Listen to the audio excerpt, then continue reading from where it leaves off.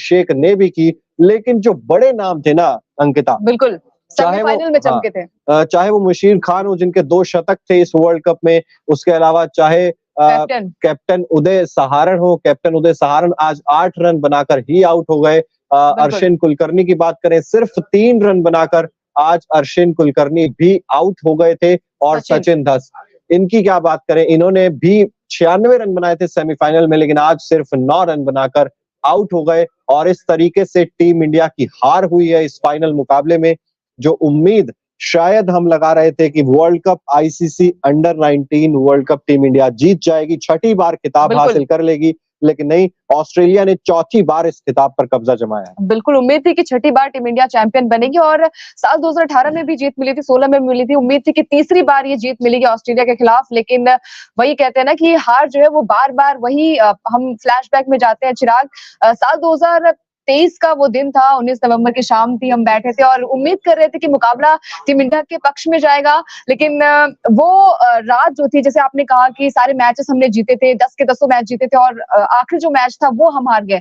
आज भी वही दुख, वो टीम इंडिया, हम कहते हैं ना कि जूनियर टीम थी, लेकिन दर्द वही है जो पिछले साल था। बार बार हम कहेंगे कि ऑस्ट्रेलिया जब भी सामने होती है कमाल की टक्कर देखने को मिलती है। इस बार भी वही हुआ, 253 का टारगेट था और इंडिया स्टार्टिंग से ही चिराग लग रहा था कि थोड़ी सी कॉन्फिडेंस नजर नहीं आ रही थी। 253 का टारगेट 54 चेस करना था, तो कहीं ना कहीं कॉन्फिडेंस लेवल वहीं पे नजर आ रहा था। जैसे ही पहला विकेट गिरा उसके बाद लगातार विकेट्स गिरते गए, कैप्टन गिरे। बिल्कुल पार्टनरशिप्स बहुत ज्यादा इंपॉर्टेंट होती है और खासकर पे आप प्रेशर कितना ज्यादा एब्जॉर्ब कर पाते हैं, ये चीज आपको बड़ा बनाती है। और हर बार नॉकआउट्स में, फाइनल, सेमीफाइनल्स में टीम इंडिया का इस तरीके का प्रदर्शन ये दिखाता है कि चोकर्स, जो चोकर्स का टैग हम साउथ अफ्रीका को भी देते हैं, वो चोकर्स का टैग शायद टीम इंडिया पर भी लग सकता है और लग भी चुका है, क्योंकि हम लगातार बड़े मुकाबले हार रहे हैं। पहले शुरुआत में अच्छा प्रदर्शन होता है, लेकिन प्रेशर, ये पूरी team through out the tournament बहुत अच्छा खेल रही थी, लेकिन जैसे ही बड़ा मैच आता है, बड़ा प्लेटफॉर्म आता है, तब ये प्रेशर नहीं झेल पाते। और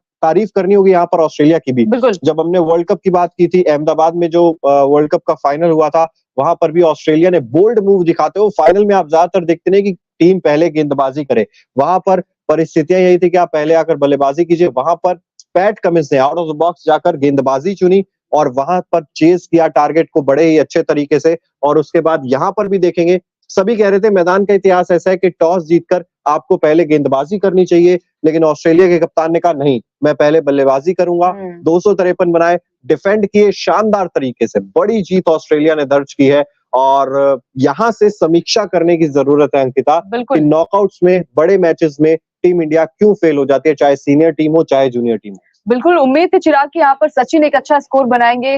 कैप्टन ने जो नॉक खेली थी सेमीफाइनल मैच में साउथ अफ्रीका के खिलाफ, वो कमाल की नॉक थी और उम्मीद थी कि ये मैच जो है वो टीम इंडिया जीतेगी, क्योंकि हम फ्लैशबैक की बात करते हैं या फिर रिकॉर्ड्स की बात करते हैं, तो कहीं ना कहीं रिकॉर्ड्स अंडर 19 का अच्छा था चिराग। हमने साल 2018 में भी ऑस्ट्रेलिया से ये फाइनल जीते थे, 2016 में भी जीते थे। उम्मीद थी कि 3-0 से ये बढ़त बना लेंगे, लेकिन वही है ना कि कुछ और ही मंजूर था शायद। बार बार हम फ्लैशबैक को याद करेंगे तो वही साल 2023 याद आएगा और उम्मीद थी कि अंडर 19 जो जूनियर प्लेयर्स है वो सीनियर का बदला लेंगे, लेकिन और अंकिता, क्या आपको ये भी लगता है कि एक झटका शायद आपको लगना जरूरी होता है थ्रू आउट द टूर्नामेंट, क्योंकि आपने लगातार सारी वो बड़ी जीत दर्ज की थी। आपने बांग्लादेश को 84 रनों से हराया, 201 रनों से 2 टीमें आपने यूएसए को भी और आयरलैंड को भी हराया। उसके बाद न्यूजीलैंड को आपने 214 रनों से हराया और उसके बाद नेपाल को आपने 132 रनों से हराया। वो साउथ अफ्रीका ने थोड़ा सा चैलेंज जरूर दिया था सेमीफाइनल में, लेकिन वहां पर खड़े थे उदय सहारण और सचिन धस वहां पर खड़े थे। लेकिन शुरुआत से ही कहीं ना कहीं वो अरशिन कुलकर्णी और आदर्श सिंह, वो पारियां जरूर आई थी कुछ छोटी मोटी, लेकिन ऐसी पारियां नहीं आई थी जो अंडर प्रेशर आपको वो चीज दिखाएं कि आप प्रेशर के अंदर किस तरीके से खेल पाते हैं। और जब आप एक्सपोज होते हैं एकदम से फाइनल में आके, तो फिर यही नतीजा होता है कि ऑस्ट्रेलिया वर्ल्ड कप जीत जाती है। बिल्कुल, कहीं ना कहीं आपने सही कहा कि जहां पर नॉकआउट्स मुकाबले आते हैं वहां पर प्रेशर आपने झेल नहीं पाते। आपने बहुत सारी पारियां अच्छी खेली हैं, सारे के सारे मैच जीते हैं, 6 के 6 मुकाबले आपने जीते, लेकिन जब भी बात आती है सामने ऑस्ट्रेलियाई टीम होती है तो शायद प्रेशर में टीम रहती है, लेकिन फिर भी यहाँ पर आपने जितने भी मुकाबले खेले बहुत अच्छी तरीके से जीत हासिल हुई है। उदय सहारण की तारीफ करनी बनेगी, लेकिन यहाँ पर बल्ला नहीं चलता कप्तान का, तो कप्तानी पर भी सवाल उठते हैं। चिराग, हमने देखा था कि सेमीफाइनल मैच में भी ट्विटर पे ट्रोल हो रहे थे वो, जब एक अच्छी इनिंग हम बात करते, स्टार्ट अच्छा वो दे रहे थे तो काफी ट्रोल हो रहे थे, लेकिन उसके बाद जो उनकी पारी आई, 84 रनों की शानदार पारी आई, इंडिया ने वो मुकाबला जीत लिया। लेकिन फिर भी हम कहेंगे कि जब जब भी हम ऑस्ट्रेलियाई टीम सामने होती है, वो प्रेशर रहता है, शायद प्रेशर रहा होगा सीनियर टीम का भी। और क्या इंडिया, लगता है आपको? बिल्कुल देखिए प्रेशर तो है, क्योंकि आप ऑस्ट्रेलिया क्रिकेट को अगर आप फॉलो करेंगे क्लोजली तो वहां पर मैच को सिर्फ एक मैच की तरीके से लिया जाता है, वो प्रेशर उतना ज्यादा खिलाड़ियों पर नहीं रहता है। लेकिन बिल्कुल। इंडिया में इस तमाम जो सोशल मीडिया है या फिर खिलाड़ियों को हम बहुत ज्यादा हाइप क्रिएट करके शायद उनको प्रेशर डाल देते हैं, लेकिन वो एक अलग चीज है।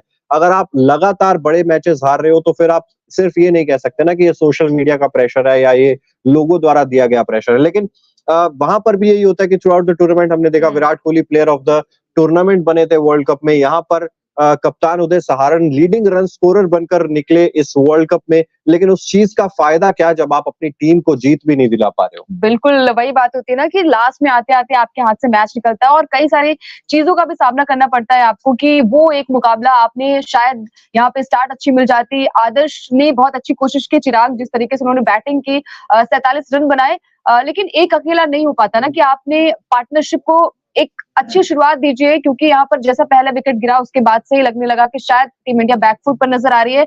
लेकिन यहाँ पर बीच में पार्टनरशिप हुई थी, मुर्गन ने अच्छी साझेदारी की थी, लेकिन वही है ना कि लास्ट में आपके पास विकेट नहीं बचते हैं। और फिर सौम्य तिवारी भी आए, नमन तिवारी भी ने भी बैटिंग की, लेकिन फिर वही होती है ना, डेप्थ में बैटिंग करने के लिए भी बल्लेबाज से एक साझेदारी होनी बहुत जरूरी है। आदर्श की बात बहुत अच्छी है, आदर्श ने बहुत अच्छी बल्लेबाजी की, लेकिन फिर भी यहाँ पर लेकिन स्लो अंकिता, बहुत मतलब वो कहते हैं ना कि आप मैच के पास जा रहे थे, आप मैच को अपने आप से दूर लेकर जा रहे थे।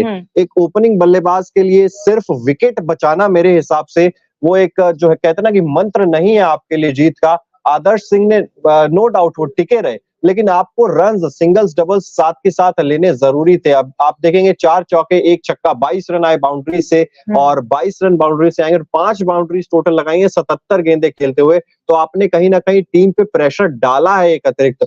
मुशीर खान की बात करें, 33 गेंदे 22 रन, वो भी रन बॉल से कम खेलते हुए नजर आ रहे थे। अश्विन कुलकर्णी, इनका विकेट जब गिरा तो टीम इंडिया डेफिनेटली प्रेशर में जरूर आई होगी, लेकिन सचिन दस और उदय सहारण ये दो ऐसे खिलाड़ी थे जिनसे एक अच्छी पार्टनरशिप की उम्मीद थी, लेकिन दोनों ही खिलाड़ी दहाई का आंकड़ा भी नहीं पार कर पाए, मतलब 10 रन से ऊपर भी नहीं निकल पाए। तो ऐसे में ये चीज दिखाती है कि कितना ज्यादा प्रेशर टीम इंडिया पर इस मुकाबले को लेकर था। बिल्कुल, क्योंकि देखिए 89 रन से हार का सामना करना पड़ा चिराग, और एक हम कहते हैं ना कि यहाँ पर अगर यहाँ पर सचिन का बल्ला चलता और यहाँ पर उदय का बल्ला चलता तो शायद ये मुकाबला यहाँ पर हम कहते हैं ना रोमांचक मुकाबला हो सकता था और शायद टीम इंडिया ये मुकाबला जीत भी जाती। लेकिन वही है, शायद प्रेशर रहा होगा या फिर पिच को अच्छी तरीके से पढ़ नहीं पाए होंगे, बहुत सारी चीजें यहाँ पर होंगी। लेकिन फिर भी आप चाहे जितने भी मुकाबले जीत जाए, नॉकआउट्स में आते आते अगर आप ये मुकाबला हम कहते हैं ना कि दहलीज पर आके आप बैकफुट पर आ जाते तो कहीं ना कहीं ये मैच जो है वो ट्रोलिंग तो आपको सामना करना पड़ेगा।